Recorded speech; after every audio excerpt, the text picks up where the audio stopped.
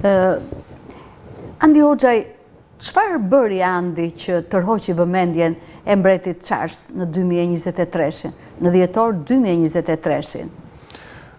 Siç mundet të t'i referohemi në vitin 2022, shqiptarët ishin një përfat keq nga numri më të lartë që erdhën në Britaninë e Madhe me varka të vogla dhe në Britaninë e Madhe u lakuan edhe u muam jashtë mase të shqiptarë, pati dhe një keq interpretim si nga politika dhe pati dhe më disa nuanca jo pozitive për komunitetin tonë dhe unë jam munduar nëpërmjet shkrimeve dhe publikimeve të mia shkencore, po dhe ato nëpër gazeta, që të pasqyroj një qasje tjetër që pse disa nga këto gjëra po ndodhin, çfarë rreziqesh keni dhe nga ajo pas e kam dëshmuar në Parlamentin Britanik disa herë dhe jam angazhuar me mediat në Britaninë e Madhe dhe ajo pastaj në dha një frym më pozitive ku shteti shqiptar së bashku me shtetin britanik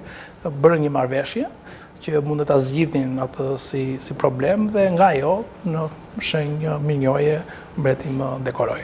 Oficer i perandorisë britanike. Në Britani zakonisht kur vinë letrat nga qeveria në post vinë në një ngjyrë kafe.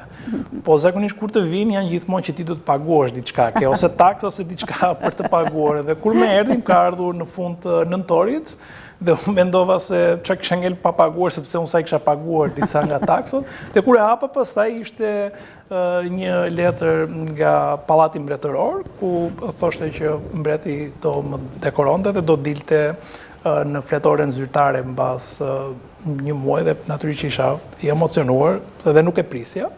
Edhe ishte kënaqësi shumë e madhe. Pastaj ceremoninë kam shkuar në Kështjellën Windsor së bashku me familje dhe ishte një eksperiencë shumë e bukur dhe kam marrur nga Williami, biri i mbretit dhe mbreti i Arqëm.